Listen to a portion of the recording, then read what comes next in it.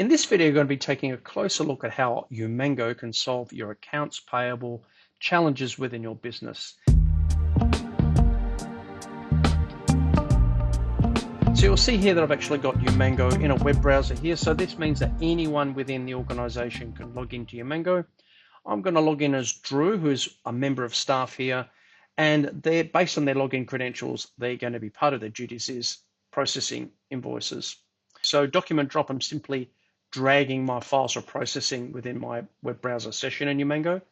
This, of course, could represent one of many ways of getting information in, such as a watch folder, a Twain dedicated scanner, an incoming email account where you can filter words and phrases and the like, or indeed the embedded on a multifunction device. So those invoices are being processed in Umango as we speak. What I'm going to do now is actually just open these files and just show you what we'll actually be reading. So these invoices are very atypical of what you would find in your day-to-day business. And the typical challenges around invoices and statements is that information is located on each invoice in a very different way. You know, the invoice number is located over here, the line items deliver to the totals. So again, very realistic to your accounts payable challenges that you would face. And while I was just showing you those, Umango has actually processed and extracted all the information ready for it to go into our accounts payable system. However, in this demonstration, what I've got Umango to do is pause on purpose on two key pieces of information, just to show you the user interaction for data cleanup and validation purposes. So you'll see here there are my three invoices as I'm scrolling here within Umango. And the first invoice, it is prompting me to make sure that indeed the invoice number is correct. Now, in a real world sense, you actually set confidence rules in the extraction process. So if it's below a certain threshold, you'd see this interaction. If not, it would save the file with all the metadata automatically. But this is just showing you the ease of use and the minimal training that's required to get up and running with Umango. So there's my invoice total. And of course, this would allow me to do my data cleanup, Lasso OCR, keyframe image, and of course, lots of other features. That's been exported. Let's go have a look at what the output resulted in. So I'm just going to bring across to this window here to show you that dynamically we created a folder path. And what we're going to do is actually create a named PDF, and important in this example, an XML file that represents all that metadata from each of our invoices, which would naturally go into our accounts payable system. XML is just one of a multitude of different ways you can get information from Umango into your business systems. So what I'm going to do here is I'll just bring that into play so you can actually see. There's my invoice number with the prefix invoice in this case and the XML file. So I'm just going to load each one of those and we'll take a look at what was read. This could be a CSV file, a JSON file, as well as, again, natively supporting a wide range of different document management systems.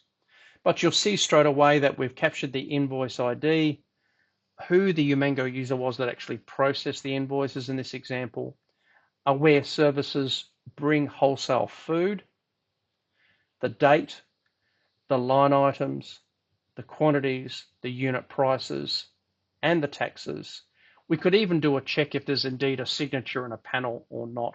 So that's a very simple process of how your staff would process invoices or statements and things of that nature utilizing the Umango application in the browser, on the touch panel or the multifunction device, in a web session, even on a tablet as you're walking around the organization. Now let's take a little bit look now at how I actually created that job from the ground up, just to show you again more in depth, but again emphasizing that ease of use. And I'm going to now log in as Andrew, and Andrew has administration rights within Umango. And right from the get-go, I'm going to create a new job. And I want to emphasize to you, you set this up once, of course, and it is set and forget. So we would name our job, of course. And what we'll do now is we'll go to our zones tab and we're just going to simply drag in a sample invoice here. We're going to enable our AI, and we've got some pre-trained document types that we can choose within our Umango Elite tier. So I'm going to specify that this is an invoice or a purchase order, and I'm going to hit enable. those AI document types have been trained on millions of invoices and statements. So automatically, Umango knows what it's looking for to match up with your invoice requirement. And that's what it's doing right now in analyzing that sample. Now, of course, you can upload additional samples if there's huge variation in your accounts payable, but you'll see right here, and hopefully you can see on screen this light sort of yellow or amber color. These are all metadata fields that automatically Umango has identified and named ready for extraction. Now, if I, for example, want to say, well, hang on a minute, what I want to do is, in this case, invoice number, I want to create a manual zone. So I'll just click on that. You can see I can specify my confidence threshold here, remembering that if I set this, if it's below that certain value, it'll show a member of staff. If not, it'll extract it automatically. I can name the field something that might be, more friendly or something that's more relevant to my staff. So I could just simply call this invoice number and hit save.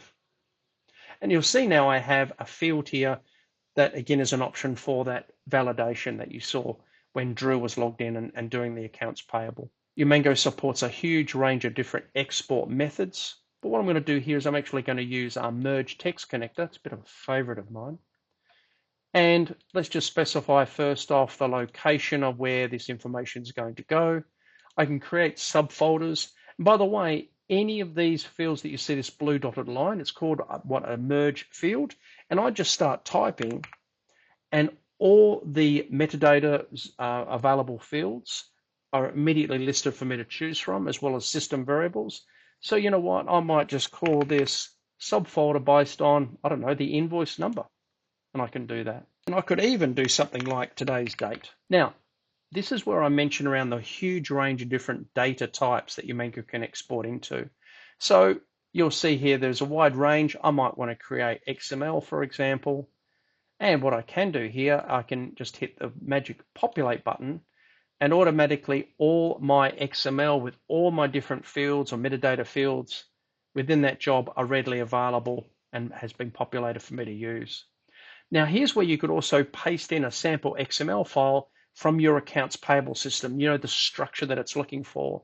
And you would simply insert into here just using that merge type value where you start typing all the different metadata variables within Umango and where you want them to occur, your own XML file, for example, in this case.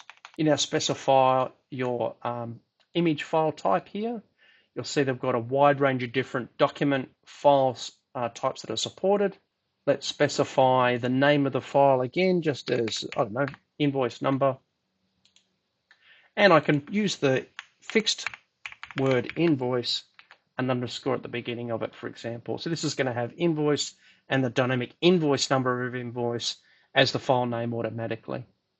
I hit save. Before we go, I didn't mention about sources. So this is where I could utilize a wide range of different email accounts, document management system, watch folders, multifunction device touch panels as well, of course. And if I simply select this small item here, this is add this job to document drop for everybody that's got the appropriate access privileges for the accounts payable job to immediately, as you saw with Drew, drag my invoices in for processing. I hit save and I'm ready to go. For further information in Umango, you're welcome to visit our website, umango.com.